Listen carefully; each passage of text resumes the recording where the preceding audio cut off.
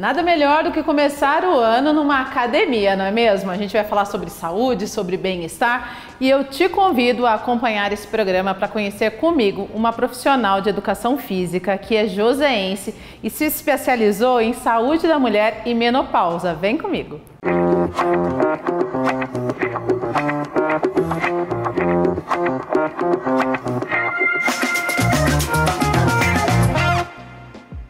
Bruna Oneda, obrigada, viu, por me receber aqui, receber minha equipe aqui no seu espaço. E eu quero saber mais sobre seus estudos, sobre essa mulherada. Eu que agradeço, é muito bom poder falar um pouquinho aí sobre o meu trabalho.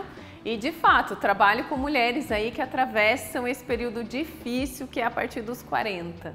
Agora, vou perguntar, a primeira pergunta, uma pergunta pessoal, né? Bruna Oneda, esse sobrenome é de quem? Fala assim, mas você é japonesa, você tem um pouquinho de olho puxado. Fala pra mim, não vem. Pensa que é japonesa, mas não. Meu sobrenome vem do italiano, Onedini, aí se perdeu no tempo, virei Oneda, mas é até bom, né? Porque o japonês ganha uma credibilidade, então... Assim, japonesa loira de olhos verdes. Você é daqui de São José, né? Sim, na verdade eu nasci em Santo André, mas vim pra cá, fui lá só pra nascer, vim pra cá e desde criança tô aqui em São José dos Campos. Você é educadora física, quanto tempo você trabalha com essa parte de educação física? Bom, eu me formei no ano 2000, então tenho 23 anos de formada e desde então fui para a especialização, já pensando mais em grupos especiais, não tanto estética, mas mais saúde. E aí depois vieram, né, algumas especializações, mas o mestrado e o doutorado específico nessa área de saúde da mulher. Então já estou aí há um tempinho no mercado. Quando você se especializou em saúde da mulher, você já havia pensado, quando que surgiu essa ideia, né? Você teve algum episódio na sua família, com a sua mãe? Quando surgiu? Como que foi a cereja do bolo para você? Não, eu vou fazer isso a partir de agora. Então, eu fiz minha faculdade e a universidade que eu cursei, ela sempre apoiou muito pesquisa científica. E logo que eu terminei, eu queria fazer mestrado, doutorado, seguir a carreira acadêmica e estava começando um projeto com mulheres. Aí na época a minha orientadora falou, Bruna, é um projeto bem legal, você não quer entrar de estagiária? E aí eu era estagiária do projeto, mas eu adorava, era super envolvida. Na época eu já tinha alguns projetos aqui em São José, mas eu ficava indo, voltando de São Paulo. E aí surgiu a oportunidade de fazer um upgrade do estagiária para um mestrado. E aí eu entrei de cabeça e fui me apaixonando cada vez mais e vendo o quanto que, apesar de sofrida essa fase, né, do climatério, como que mudanças no estilo de vida podem aliviar o sofrimento das mulheres.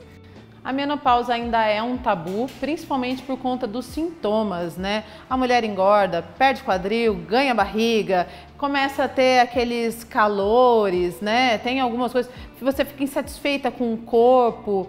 Esses sintomas todos fazem parte só da menopausa ou a vida toda da mulher? Porque a gente vive numa montanha-russa de hormônio, né? A mulher que, como diria a Rita Lee, né? Todo mês sangra, é uma montanha-russa de hormônios e chega nessa fase do climatério e menopausa, parece que explode tudo de uma vez. É assim mesmo? Isso, então a vida inteira a gente tem oscilações hormonais e a mulher especificamente para a reprodução. Então, ao longo da nossa vida reprodutiva, nossos hormônios oscilam para facilitar aí que a gente possa reproduzir a espécie. Quando está perto mais ou menos dos 40, 45 anos, é o que a gente chama do climatério. Então é um período que de fato a gente começa a ter declínio de hormônios. Então os hormônios sexuais, estrogênio, progesterona, eles diminuem porque teoricamente a gente não precisa mais ter filhos. E essa diminuição desses hormônios é que trazem esses sintomas. Então, o calorão é muito frequente, o aumento do peso acontece, a mulher tem uma tendência a diminuir músculos, diminuir ossos. Então, o período mais crítico, de fato, é o climatério, que é o período, e a menopausa a gente chama de última menstruação. Então, a menopausa é um evento e a gente vai saber que ela aconteceu um ano depois dessa última menstruação. Agora, tem alguma mulher sortuda que passa por esse período sem nenhum desses sintomas? Tem, existem algumas mulheres que não sentem absolutamente nada, percebem que estão nesse período porque param de menstruar, mas vou te dizer que assim, é menos de 10% que não tem nenhum sintoma. Em geral, mulheres que têm melhores hábitos, então se alimentam bem a vida inteira, fazem exercício físico, têm práticas de relaxamento, quer dizer que tem um estilo de vida mais saudável, essa mulher tem uma tendência a ter menos sintomas, mas a grande maioria vai ter sintoma. O grande segredo, né? Boa alimentação, exercício físico, evitar o estresse. Tudo isso é dica que vai bem para todo mundo também, né, Bruna? Exatamente, mas como é um período de oscilações hormonais, muitas vezes a mulher não entende o que está acontecendo. É muito comum a mulher ela não se reconhecer no corpo nessa fase. E é importante o conhecimento, exatamente porque aí ela consegue, através de pequenas mudanças, mesmo que o corpo peça para parar, para não fazer exercício, mas se ela insistir, mesmo que o corpo peça um chocolate, mas ela insistir numa boa alimentação, ela consegue atravessar esse período de uma maneira menos dolorosa, vamos dizer assim. A gente vai falar mais sobre isso durante todo o programa, mas eu quero conhecer um pouquinho mais da Bruna. Eu já conheço. Bruna, sei que você é trilheira, ela gosta de trilha, ela gosta de praia, adora viajar. Me fala um pouquinho sobre esses seus hobbies. Então, a vida inteira eu gostei de atividades ao ar livre, principalmente depois que eu comecei a trabalhar no digital e acho que com a pandemia, hoje eu tenho esse prazer maior em estar fazendo exercícios ao ar livre. Então, como o trabalho geralmente é fechadinho, meu lazer é perto da natureza. É aquela história daquela bolacha da década de 90, se você viu a propaganda, né? Aquela bolacha vende mais porque é fresquinha porque vende mais.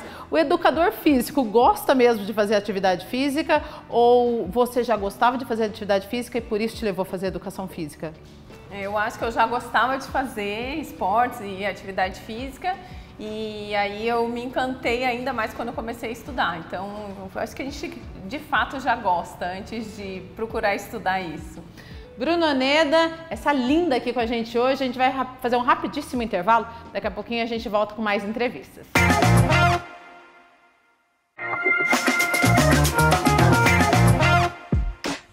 De volta com entrevistas, hoje Brunoneda aqui com a gente. A Bruna tá aqui com seus 46 anos, com cara de 26, é claro.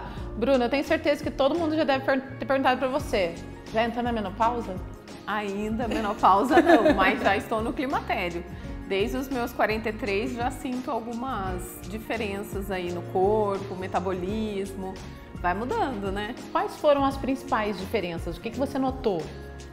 Então, uma coisa que eu falo muito e realmente acontece é a transição da gordura corporal. Então, quando nós mulheres somos mais jovens, a gente tem uma tendência a acumular mais gordura na perna, quadril. E conforme a gente vai envelhecendo, vai chegando perto dessa fase, a gente acumula mais na barriga. Então, quando eu era mais jovem, eu não me preocupava muito com a barriga, não. E hoje em dia, qualquer engordadinha, a gordura de fato vem para a barriga. E mesmo tendo essa vida de atividade física que você sempre teve, você percebe que a barriga deu uma estufada. Antigamente, quando eu engordava, eu sentia que eu engordava mais na coxa. E hoje ela vem mais para a barriga. E a dificuldade de perder peso, que eu acho que é o que a grande maioria das mulheres sente. Que antigamente, quando a gente é mais jovem, 20 e poucos anos, você tem um evento, em uma semana você consegue caber na roupa, né? No climatério já não é assim, então a gente precisa entender que mesmo fazendo movimentos para emagrecer, assim, restrição alimentar, exercício, a gente demora um pouco mais para conseguir perder o peso. E aí, quando você desenvolveu sua técnica, que são vários estudos, são anos de estudo, o que você focou? São exercícios próprios para a barriga, por exemplo, ou não?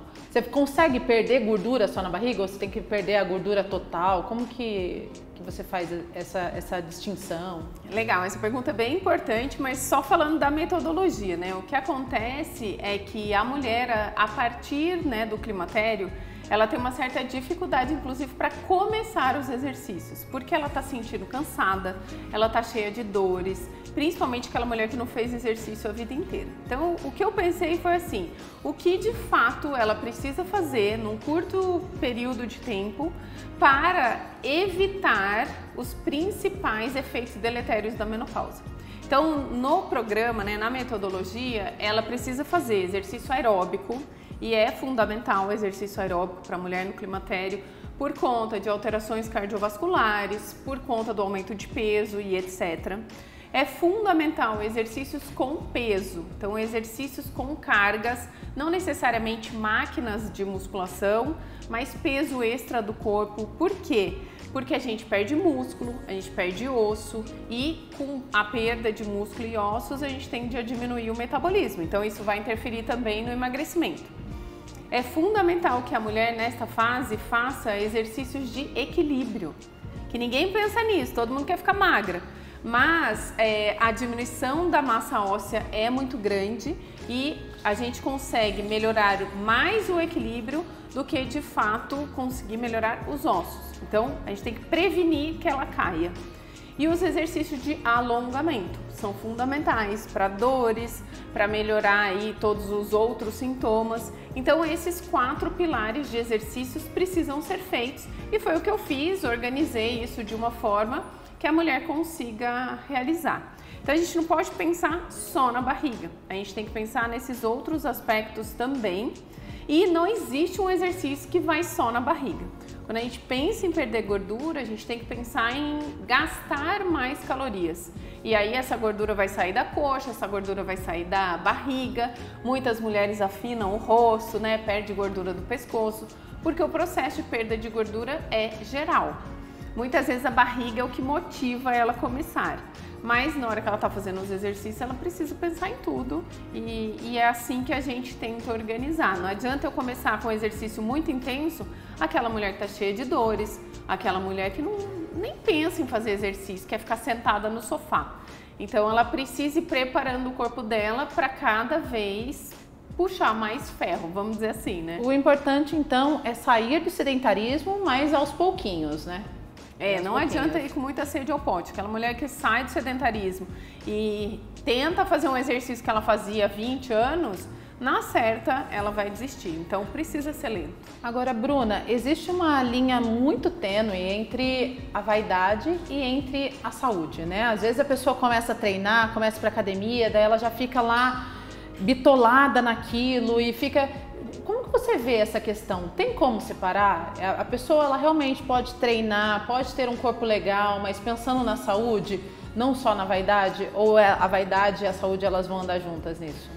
A mulher na menopausa, o que eu vejo é que ela começa por saúde, porque realmente ela está muito acabada, ela está sentindo que o corpo dela não responde igual, então ela busca alguma estratégia natural para conseguir se livrar dos sintomas.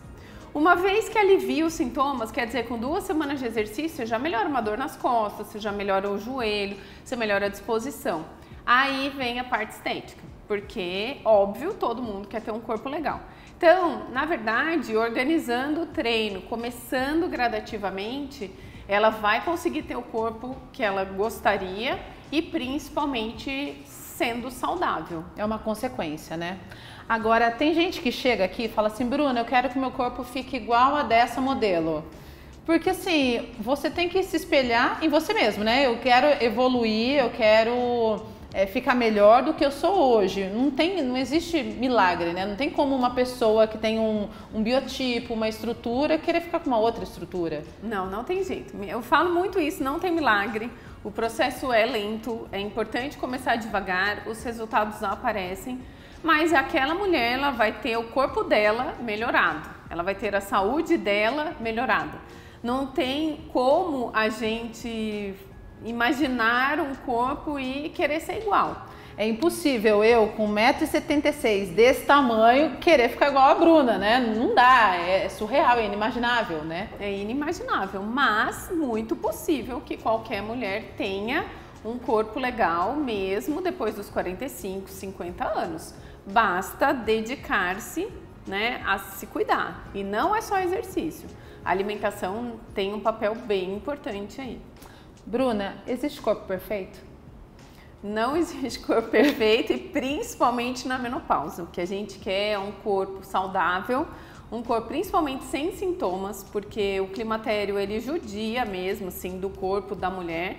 Então a gente quer um corpo sem sintomas, um corpo saudável e que a pessoa se sinta bem com o corpo. Então muitas vezes o que é referência para mim não é para você.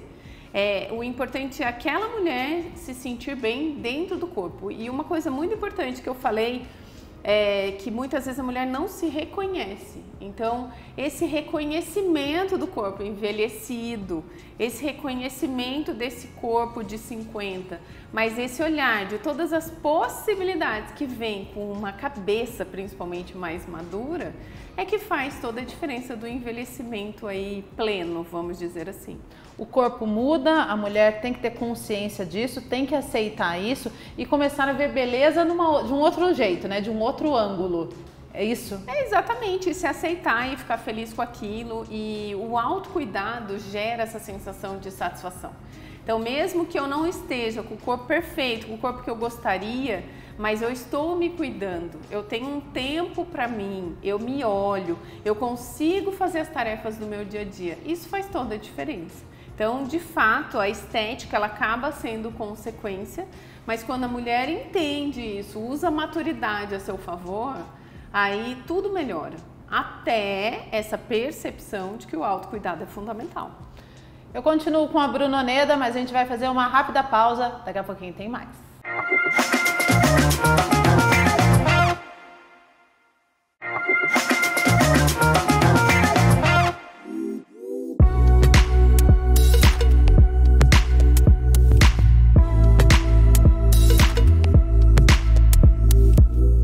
De volta com entrevistas, último bloco do nosso programa. Bruna, passa muito rápido o programa, né?